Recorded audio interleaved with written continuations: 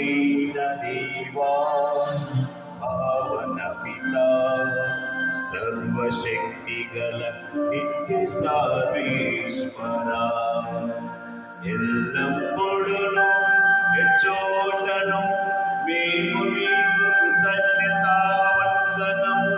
చెల్లించుట యుక్తము, న్యాయము, శ్రేయస్కరము. మీ ప్రేమ చేత మానవుని సృష్టించితిరి, మీ నీతి ప్రకారము దండించితిరి.